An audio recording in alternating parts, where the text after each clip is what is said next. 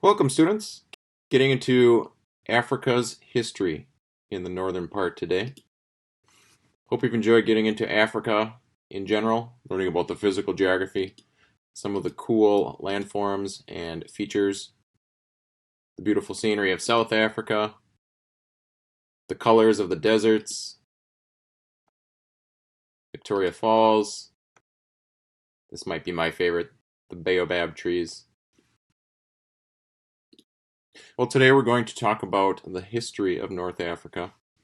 And with that, I want you to log in to a different textbook, one that we haven't been using at school so far this year. So there's a link on the page to get you to where you need to go. Follow that link, and once you get there, the login I've provided for you is MH68S social. That's the username. And then the password is SSSC2020. Again, this is in the web page, so if you didn't catch what I said here, you can refer to that as you log in a little bit later. So log in there. This is a newer textbook. It has an online version of the text, and we're just going to be trying it out for probably a couple of lessons here as we study Africa. So when you first log in, you've got some choices for which textbook you're going to use. The one you need to scroll down to is Discovering World Geography 2018. It says for grade 6. I know you're not in 6th grade. That's the one. Click on there, and if it doesn't immediately take you to Chapter 19, North Africa, Section 2, the History of North Africa, well, you can click up here under Student Edition and navigate to that spot. It may be that when you log in, it's in the right place already.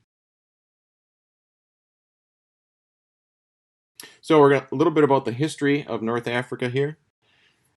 Going back centuries upon centuries, the first major player in this region was Egypt.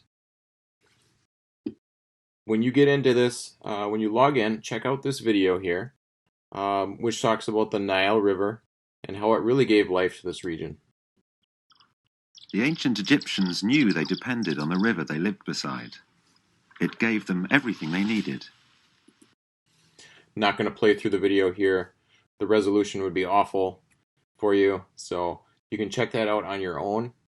But start reading through the text and learning about ancient Egypt.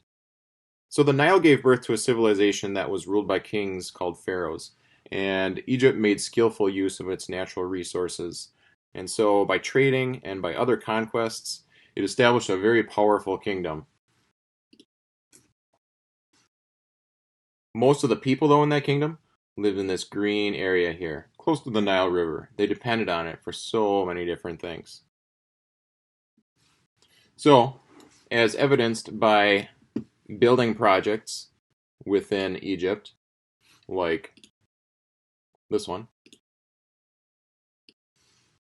the Great Sphinx, or this one, the pyramids of Giza, the people of Egypt really were masters of math and science. I mean, it's fun to speculate. How could they move around 5,000-pound blocks of stone using primitive methods? Or were their methods maybe not really that primitive? So we don't have exact evidence about how they did this, but we have evidence that point to one of 3 methods. Going back to the media that support the lesson, if you click on this one up here, Pyramids of Egypt, and watch this video, it'll introduce you to 3 possible methods for how they did that. So check that video out later as well. The one that was most interesting to me was one that I had not heard before, and this one, you see this picture here, involved using wooden cranes that were built on each level of the pyramid. And so they would lift a block from ground level to the first level, from there to the next, and so on, until finally they raised it as high as it needed to go.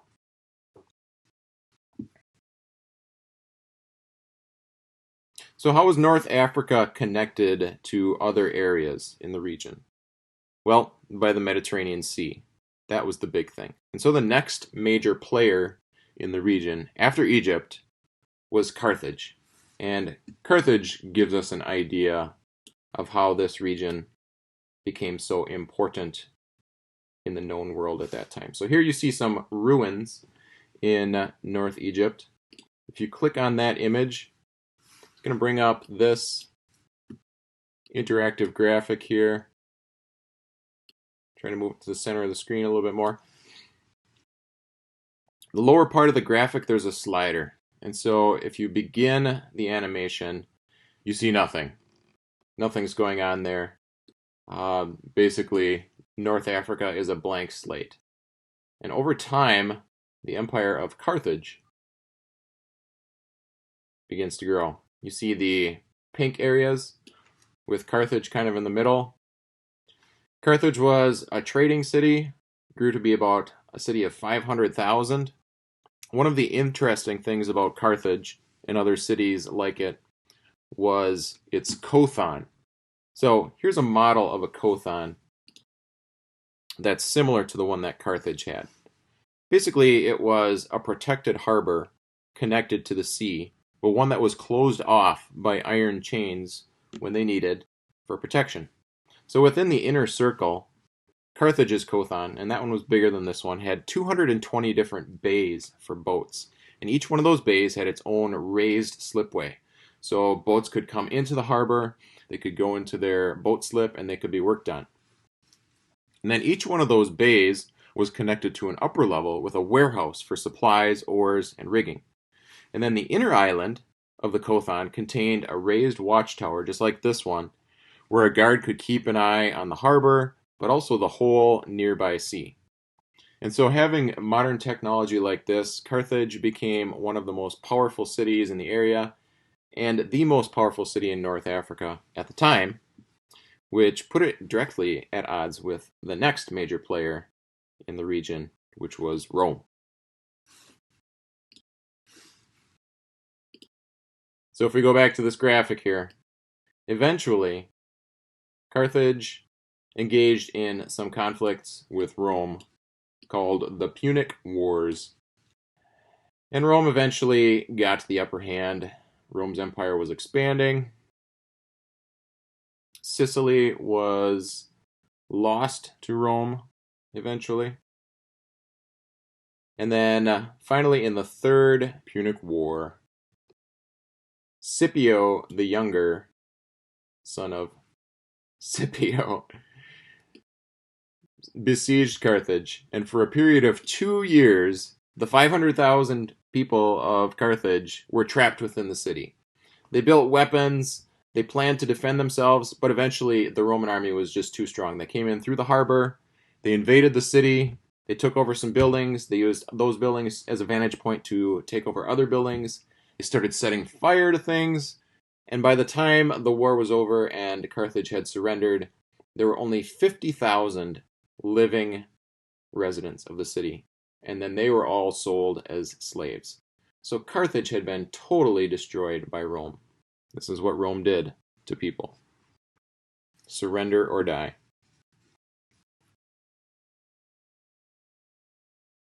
So Rome expanded its empire in the region, and actually there was a positive result of that. Here you see the Roman Empire at its peak. The positive was that Christianity came into the region. Now, the Roman Emperor Constantine didn't start out as a Christian, but on his deathbed, he converted to Christianity. And 10 years later, Christianity became the official religion of Rome. So with relative peace, Christianity was allowed to spread within the region.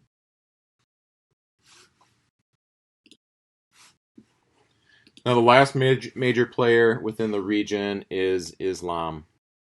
So although Islam did not begin in this region, it began in the Arabian Peninsula, which is east of Egypt in the 600s AD. The followers of Islam began to establish a kingdom that moved westward into North Africa. And now, 1,000 years later, it is still the Muslim culture that predominates in the region. And this is in spite of meddling or colonialism, whatever you choose to call it, from European nations like France, Italy, and the UK. If you click on the image of praying Muslims in a square in Egypt, this interactive display comes up. Let's try that again. When I did it earlier, it showed a bunch of other information on Islam. I'm not sure why it's not working now. But as I mentioned, a number of European countries were involved in the region in more modern times. France had control of Morocco and Algeria. For a period of time, Libya was controlled by Italy. Egypt, owner of the very key Suez Canal, was controlled by the UK for a time. But eventually, all of these countries were forced to leave the region. Unfortunately, this doesn't always result in something good. If one government is toppled, sometimes there's a power void, which unfortunately is filled by a bad government.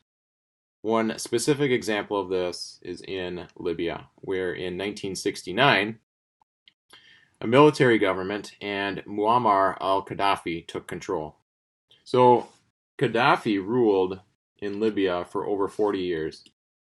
And during that 40-year time, the people were not necessarily happy with him.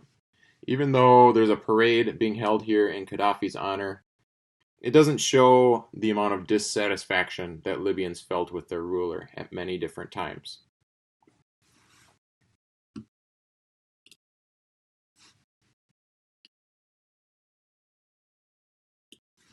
So the most significant recent events in the area were the result of the Arab Spring. As you read on in the lesson and start to get near the end, the subject of the Arab Spring is brought up on page 8. So here's a story not found in the text. Sometimes when dissatisfaction is brewing in a society, it only takes a single event to create a movement. And for the Arab world, this was the action of one man named Mohammed Bouazizi. He was a poor street vendor in Tunisia. Now his life had been one of economic struggle, one where he worked very hard, but he never really came out ahead. So after years of struggle, one day, after being unfairly bribed, having his property confiscated, and then being humiliated by a public official, and then being refused a hearing, Mohammed gave up all hope and he set himself on fire in a public square in Tunisia. He eventually died from his injuries, but many believe that this sad event led to the other acts of protest in the region and the greater movement called the Arab Spring. Now, if you get to the end of the lesson, there's a review section here. What I would like you to do is answer these 5 questions. I'm going to set up a Google form where you can do that. You can either submit a typed version of your answers, or you can take a photograph of them and send it within the Google form to me. Thanks for participating today. If you have any questions, please reach out to me by email. Hope that you had a good day, and we'll talk to you soon.